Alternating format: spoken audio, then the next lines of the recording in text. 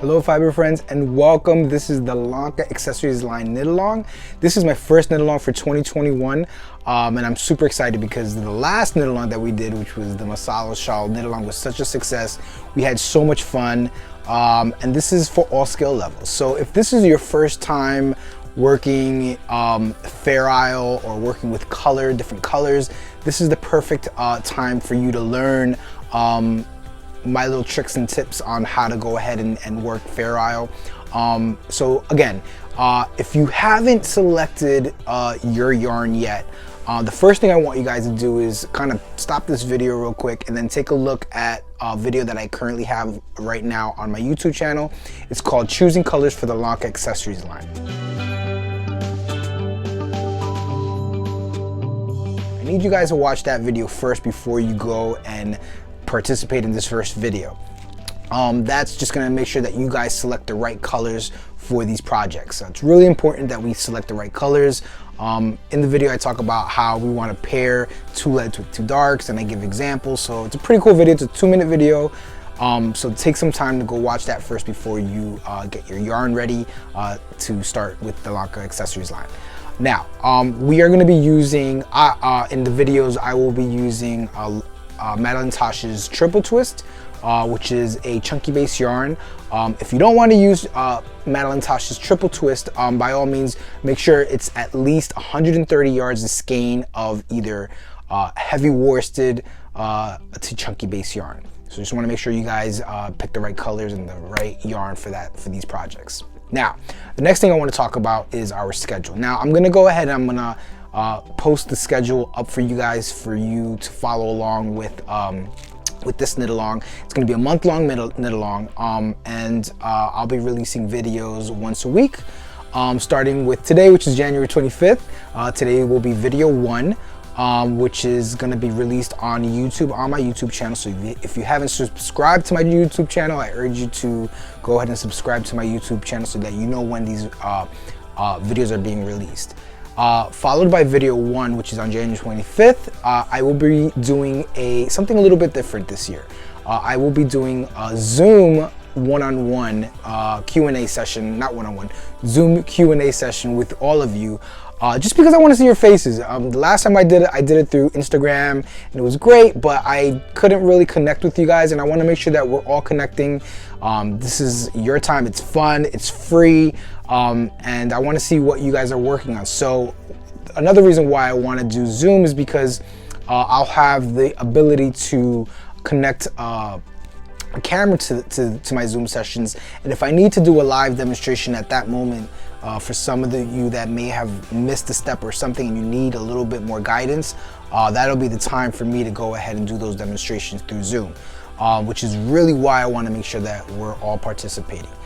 So the Q&A session, the first Zoom Q&A session will come that same week on January 31st. Then on February 1st, I will be releasing video 2. And then on February 7th, I will be doing the Zoom Q&A session. And then on February 8th will be video number 3 on YouTube. And then followed by the Q&A Zoom session on February 14th. Now, all Zoom sessions will be at the same time. It'll be at 6 p.m. Eastern Standard Time. And then I have a really fun Zoom session coming on February 21st, which is what I like to call the Lonka Zoom party, right? And that's gonna be, it's just a party. You're gonna bring your drinks, you're gonna bring your coffee, your tea, whatever, your alcoholic beverages, and your finished projects, okay? So the wonderful part about the Lonka Accessories line is 2 things, right? One, you will be utilizing all the yarn. So you get to make 3 awesome pieces. You get to make the hat, you get to make the fingerless mittens and the reversible cowl, all only using 4 skeins of yarn, which is wonderful. And I was really meticulous about wanting to make sure that we used up all the yarn for these projects. The second thing is that, again, these projects are great for all skill levels, no matter if you're a beginner or you're advanced, and you just need some tips on Fair Isle and what works and about carrying floats. We're gonna go through all that during our knit along. So if you're a beginner and you're curious as to wanting to make your first Fair Isle piece, this is going to be the time for you, and I promise you it's not painful at all. So the only requirement that I do ask for my beginners is that if you do know how to knit in the round, that's the only requirement that I need from you. All right, so let's get started. So like I said, the first thing that I want to do is make sure that you guys watch that choosing colors for the Lonka Accessories line video that I have on YouTube. It's only a 2-minute video. And then we'll get started, and I will show you guys the first step in the Lonka Accessories line.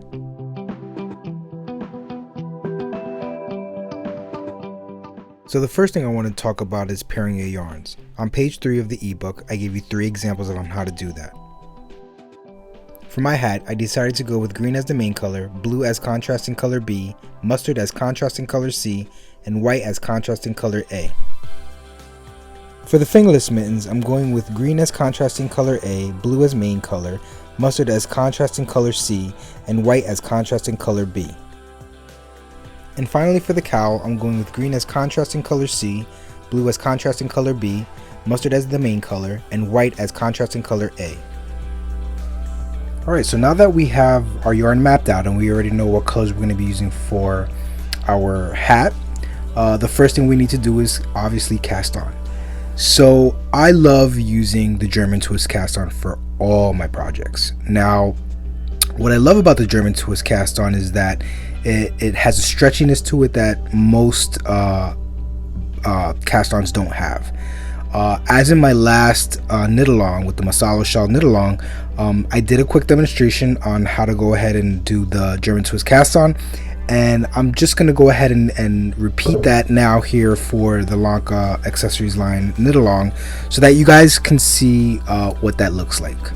So if you're not familiar with the German twist cast on, basically it's the same technique as if you were doing the regular long tail cast on. And so I'll be using a lime green color yarn instead of the dark green that I have set for my hat, just because on video it'll show a little bit better when I do the cast on. All right, so you're going to start off as you would with the long tail cast on, and you're going to bring it down like a slingshot, right? But instead of lifting that bar here like we would do normally for the long tail cast on, we're going to lift up both bars. You're going to go into that thumb loop out towards you. You're going to wrap it around. Okay, now this is where the twist comes in. So you're going to take your thumb and you're going to twist down, insert your needle out towards you, and then pull. Okay, we'll do that again. Form your little slingshot, bring it down. You're going to lift both bars into that thumb loop out towards you, wrap around that yarn, take your thumb, twist it in, go into that loop out towards you, and then pull. Do that again.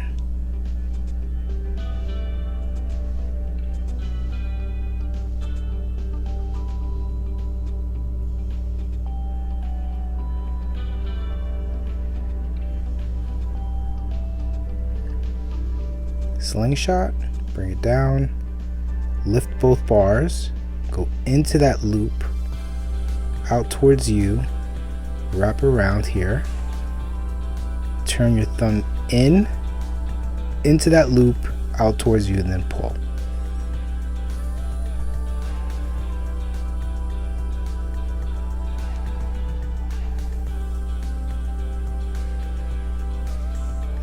So this is the German twist cast on, and like I said, I love doing this cast on for all my projects just because it gives it a nice stretch, and we need that for these hats. So anything like the cuffs of your sweater, collars, this is a great cast on method for those projects. All right, so I'm gonna go ahead, I'm gonna fast forward a little bit, and I'm gonna show you how I join.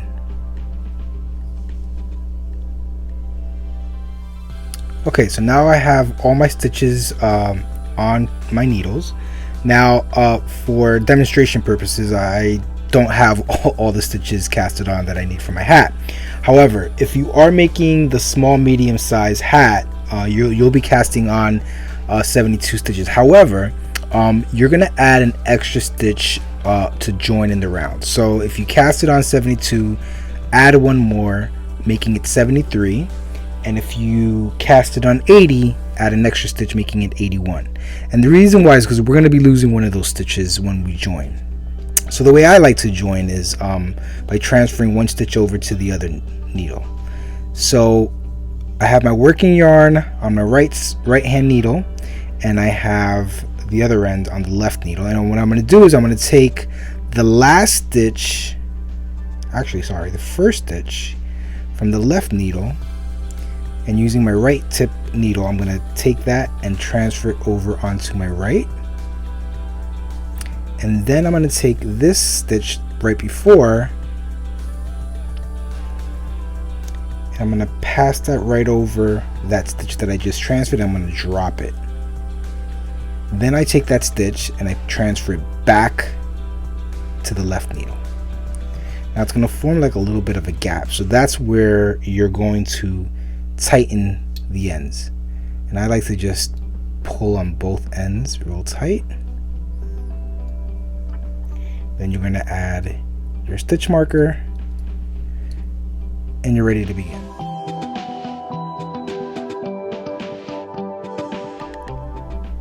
Okay, so now we are ready to begin working on the Lonka hat chart. Now I do have the written instructions for those that don't want to follow the chart. So I have both. I love following the chart just because it's a little bit easier for me. But I just want to show you guys real quick what my colors are here. So my main color is going to be green, contrasting color A is white, contrasting color B is going to be blue, contrasting color C is mustard. Okay, I'm going to zoom in on this a little bit just so that you can see the first round. Okay, so my first color is going to be white. I know it says green, it looks like green there, but it's actually white. That's going to be my white followed by a green. Okay, and you're going to follow this pattern all the way around for your first round. Now, one thing I do have to mention is how to read this chart properly. So you'll be reading the chart from right to left, starting down here with row 1, and the rows go up. Okay, so you're always going to work from right to left. Okay, and as you go along, just remember to just cross off the lines as you go along. Even if you put like a piece of white paper over it to cover it up, just to so that you don't get confused. I'll give you an example. If you were to just like start as you go up, just use your paper to go up so you know where you're at. That's usually how I like to follow charts, is by just taking a white piece of paper and just kind of like going through each row. All right, so just make sure that when you're reading the chart, you read from right to left. And this chart is 25 rows altogether. All right.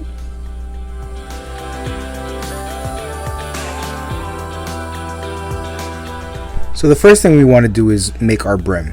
Now I went ahead and I started my brim already, and I just finished my brim.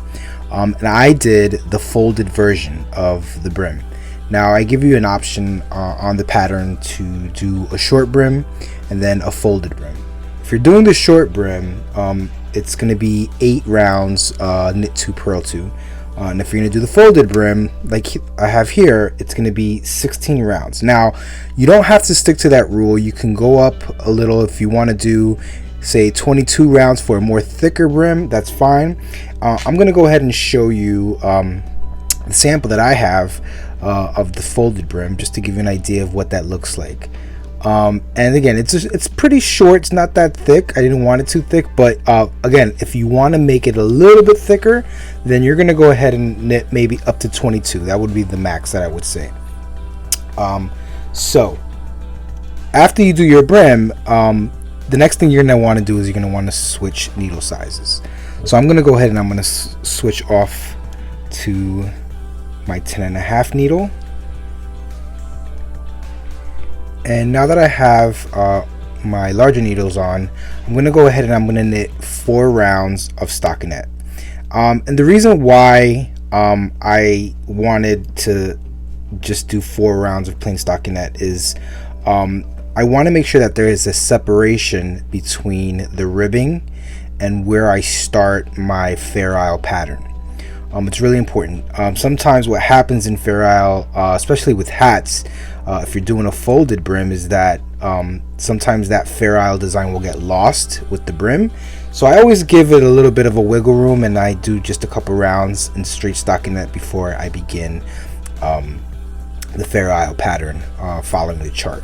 So I'm gonna go ahead and knit 4 rounds. You go ahead and do the same, and then we'll get back and get started on color work for the chart.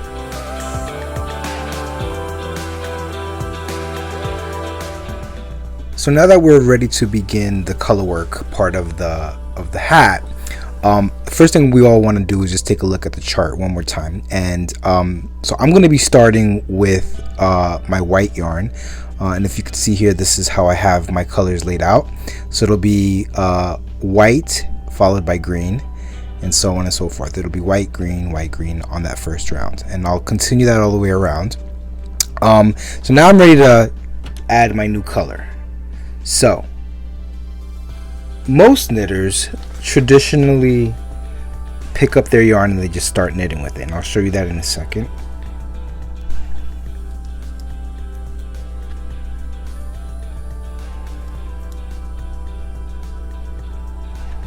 And this is pretty standard for knitters, so they'll just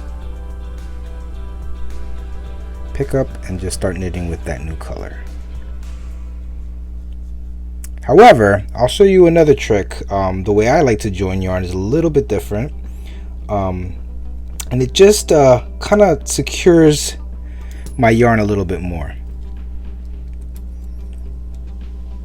So I got my green yarn here, and I'm about to add my white, and all I do is simply make a knot onto the green, and then I draw that white all the way to the top of my needle.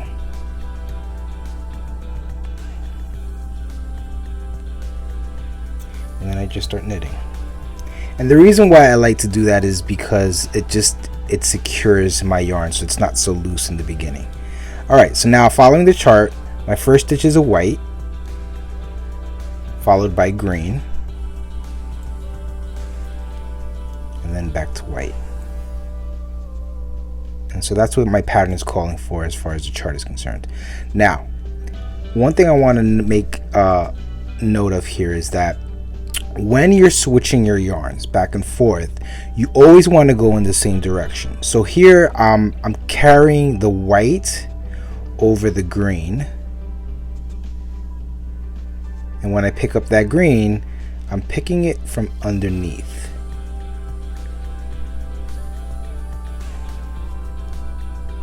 White goes over,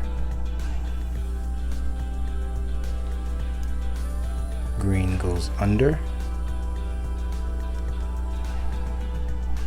white goes over. Now another thing I want to mention here is that as you're knitting, most knitters tend to tug on their yarn a little bit as they proceed to the next color. Don't do that, and the reason why is because it's going to create this like bumpiness in our work, and we don't want that. So for Fair Isle, you want to be as loose as you can, not too loose, but just enough so that your tension isn't so tight. And you could see my fabric here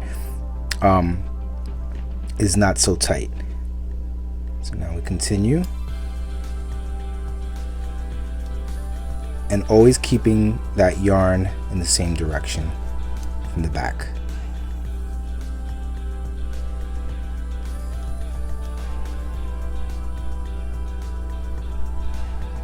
Okay, so I just came to the end of my first round, and I'm ready to begin round 2. Now, taking a look at round 2, it's calling for me to start with a green and then a blue. Okay, and now again I'm matching up what I wrote out as far as the colors that I chose for my hat. So I'll be starting with the color green and then blue. So once again, I'll show you guys how I attach the new color.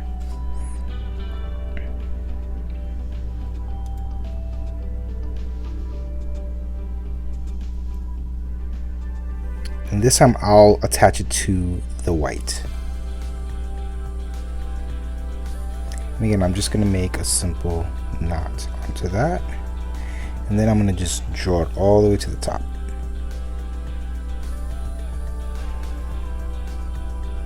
Okay. Now, as you keep adding more colors, it's going to get a little bit tangled. And you know, that's okay. Whatever colors you're not working with. So for instance, right now I'm not going to work with the white. I'm going to push the white to the side and just focus on the two that I am working with, which is the blue and the green. So we'll push the white to the side, and my first color is going to be green, followed by the blue. And again, remember to keep your yarn going on in the same direction.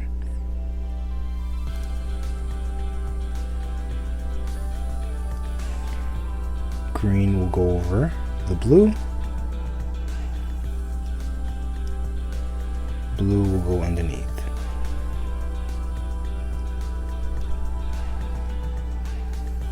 Green over the blue. When I say going over the blue, I mean from behind, okay? And then the blue will always be underneath the green.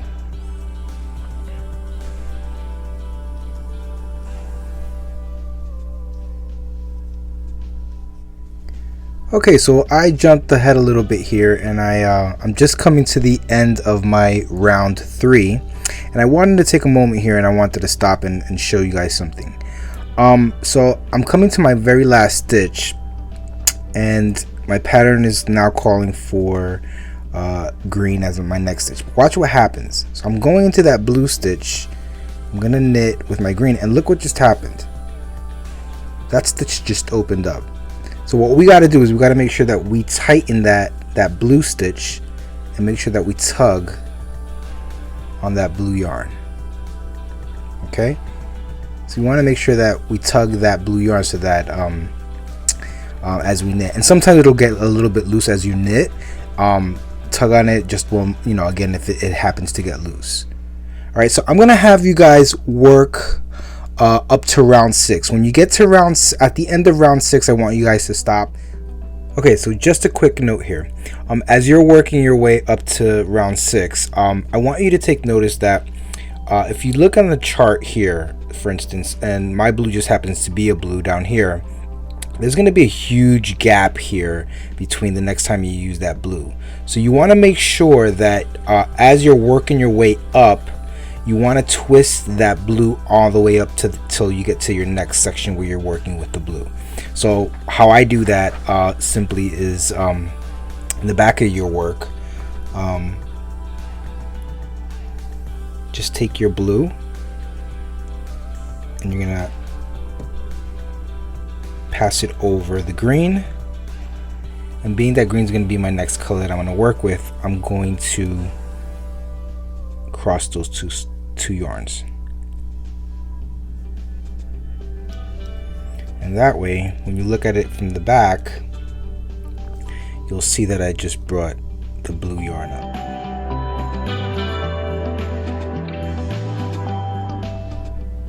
Okay, so we are at the end of round 6 and we're about to start round 7, and I wanted to stop here for a second because I wanted to talk to you guys about jogs in Fair Isle.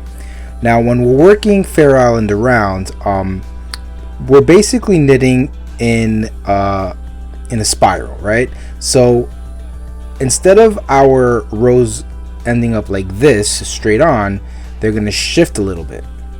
So in order for this row to meet this row, we got to bring that row up, and the way we do that is simply by picking up the right leg of the stitch below right here. We're going to pick that up and we're going to bring that onto our left needle, and then we're going to knit those two together.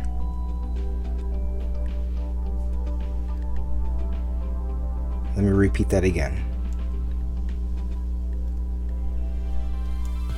So we are again working on round 7. Okay, at the beginning of round 7, I'm going to work from the stitch below. I'm going to lift the right leg of the stitch below onto my left needle, and then I'm going to knit those 2 stitches together, those first 2 stitches together. And what we're doing here is we're lifting that row up so that it can meet the current row. All right, so I'm gonna have you guys work the chart, but before I let you guys go working on that chart, zoom in here. Notice I circled rows 7, 9, 11, 16, 18, and 20. These are going to be the rows that you're going to lift that first stitch up. Okay, that little right leg, you're going to lift that up onto the left hand needle. So on rows 7, 9, 11, 16, 18, and 20, that's when you're going to do that little technique that I just showed you.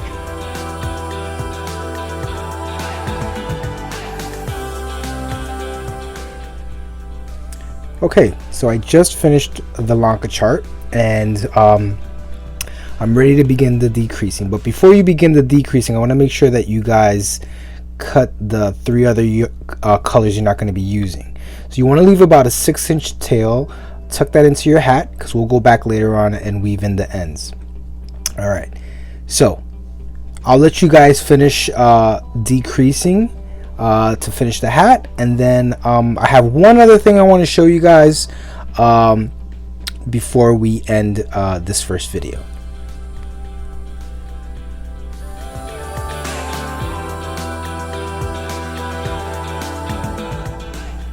Okay, so we are done with the hat. I just finished decreasing on the crown and went back and weaved in all my ends. So make sure you guys go back, weave in all your ends. And then the last thing to do is just to put on the hat and try it on. Now, if you find that the hat is a little bit tight around the midsection here, it's probably because you carry your floats too tight on the inside. Okay, now, if that's the case, you're going to want to block your hat.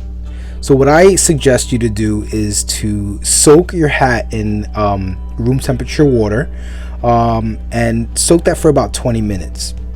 After you've soaked it for 20 minutes, you're gonna rinse. You're gonna take the excess water out. Now, I'm gonna explain to you what's the proper way to go ahead and remove the excess water.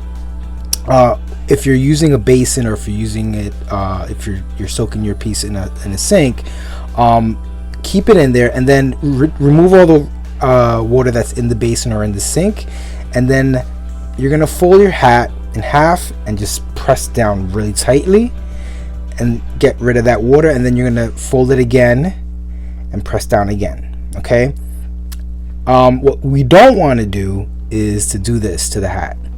We don't want to wring it. That's the worst thing you can do, because you're breaking up the fibers of the hat.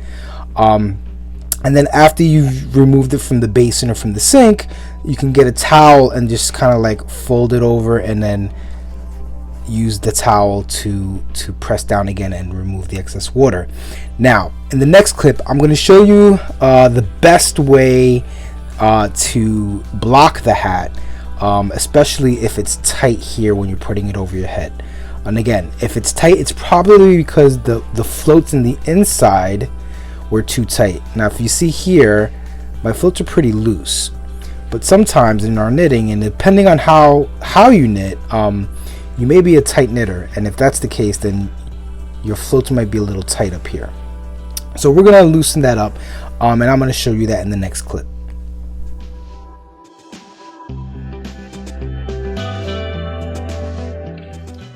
So a fun little thing I like to do when I'm blocking hats is using styrofoam head form. Now, you can get these styrofoam head forms pretty much anywhere. I know that Michael's sells them for, I believe, like $5. You can order them online. I've seen them as low as $1.50 in some places online. And I can get you guys more details on where to get these, but Michaels definitely sells them. It's pretty inexpensive, and it's a really cool tool to have if you're blocking hats. Now, I typically don't block hats unless, like I said, if I'm doing fair hour work and my floats, if I carried my floats a little too tightly, then I'm gonna go ahead and use the styrofoam head form to block my hat. So once you've soaked your hat and you've gotten all the water out and you're ready to lay out your hat, basically you're just gonna go ahead and put the hat right over the head. Or I should say the head form. Notice that I didn't fold it. You don't want to fold the brim. You kind of want to keep the brim a little bit tight. Even if you're blocking it and you block it folded, it's going to stretch out a little bit, and we don't want that. So we want to keep the bottom as tight as possible and just focus on stretching out those floats. So again, this is the best way to block a hat. If you don't have a styrofoam head form, or don't want to get a styrofoam head form, that's fine. Then I would go ahead and pin it to a mat of some sort. And now that we've come to the end of video 1, there's only one question remaining, and that is, are we going to add a pom-pom or not? In this case, we're going to hold off on the pom-pom to the very end after we've completed all 3 pieces. Now, if you are only doing the hat, by all means go ahead and add your pom-pom to whatever color you want to choose. But if you are doing the entire knit along, I'm going to ask you to hold off on putting a pom-pom until the very end and see what colors you have left. You will be utilizing more yarns than the other, so that's why we're going to hold off to the very end. Well, that's it for now, my fiber friends. So don't forget, we're doing our first Zoom on January 31st. If you're able to attend, that's great. If not, I'm gonna try to record that Zoom session and have it up for you guys here on my YouTube channel. So don't forget to subscribe to my YouTube channel so that you can be updated every time my videos get released. Don't forget, don't tug too tight on that yarn when you're carrying your floats. It's really important. And I will see you guys next week for video 2. Until next time.